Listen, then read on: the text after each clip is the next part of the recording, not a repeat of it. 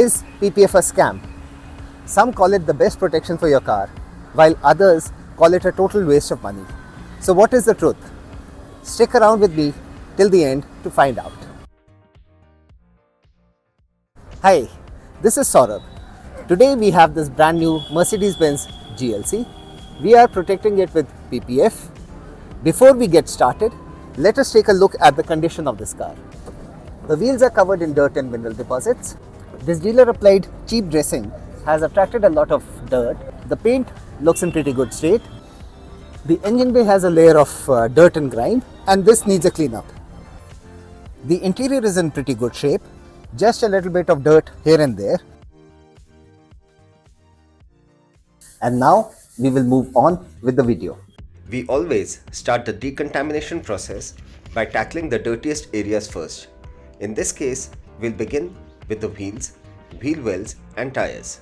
There's a common misconception that you can't spray water in the engine bay, but that's not entirely true. We can safely rinse the sides of the engine bay. It's just that the electrical components that require extra caution. These side steps are covered in mineral deposits, and to remove these we need a mineral deposit remover. This step is particularly challenging and most detailers struggle with it.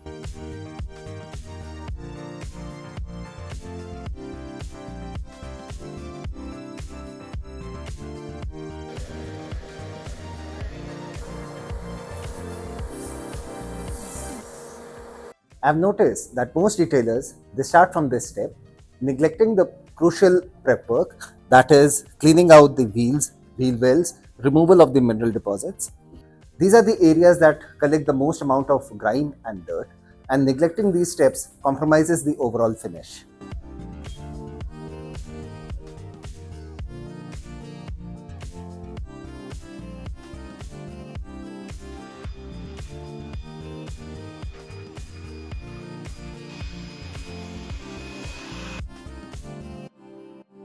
Now we move on to masking.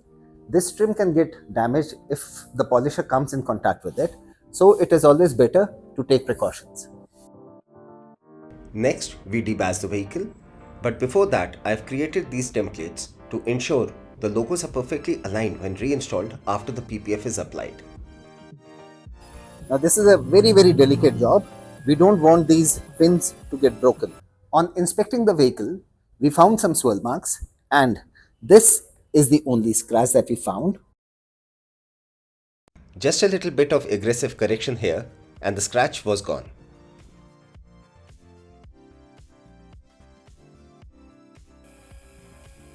Then we spent the rest of the day polishing the car and just take a look at how good this before and after looks.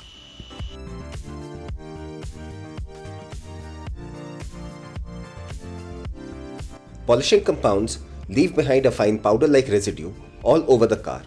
That is why it's always better to give one final wash before applying PPF. We remove certain trim pieces and a few other parts to properly tuck in the PPF, so it's almost impossible to tell it is there. We are using Gurgaon Premium to protect this vehicle. It's a high quality film with an 8-year warranty. No matter how good the PPF is, the installer's skill is just as important. It is a highly skilled process that takes time and experience to master, something I'm still learning. From knowing where and how to cut the film to determining the right amount of stretch for proper coverage, every detail plays a crucial role in achieving a flawless finish.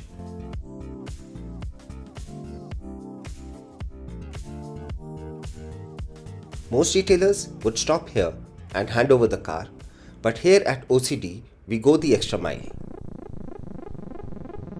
The interior wasn't too dirty, but for the interior coatings to bond properly, it needs to be spotless. So we start by thoroughly vacuuming every area to remove any loose dirt. After removing the mats and cleaning them with a degreaser, we move on to cleaning every inch of the interior using a gentle interior cleaner.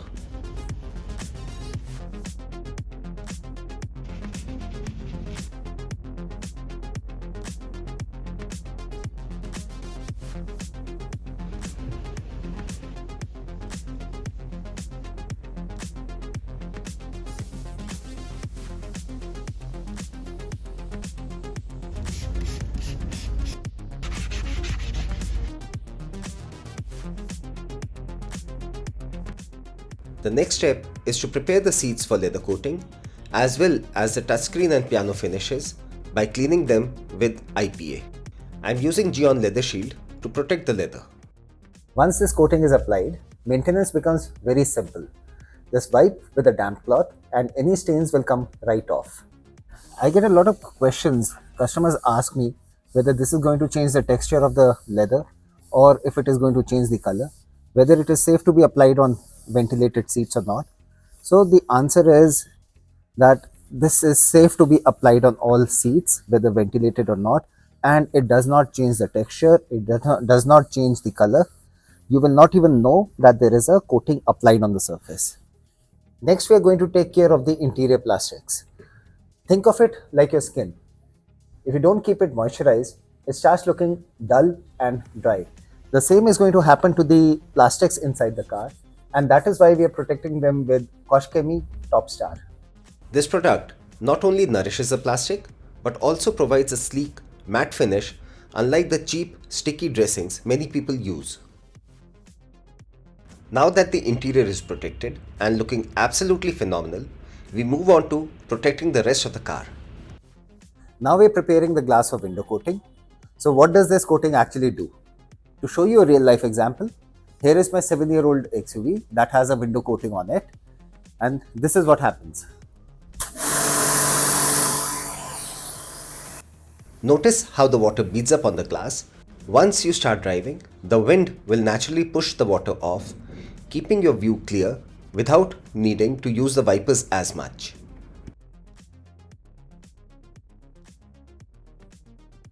We apply ceramic coatings to the wheels, headlights, and black plastic trims.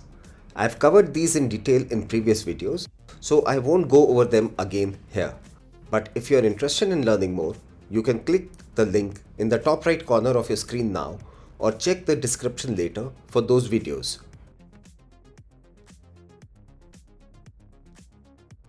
Then we apply a ceramic coating over the PPF. This not only enhances its hydrophobic properties, making water and dirt slide off more easily, it adds an extra layer of protection, further extending the film's durability.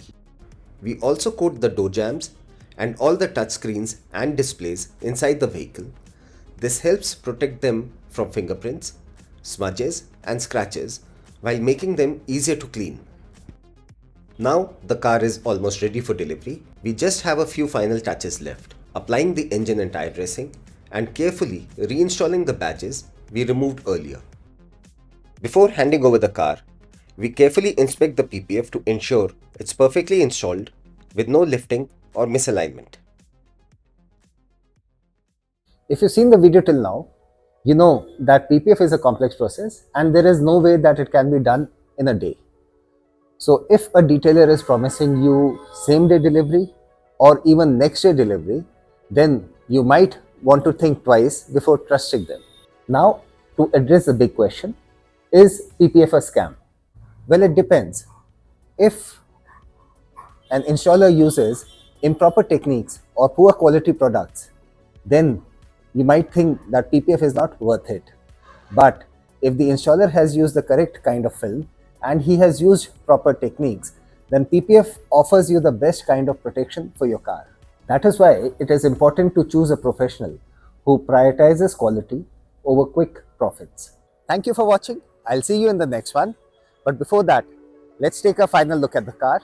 And if you have any questions, please drop them in the comments and I'll be happy to answer.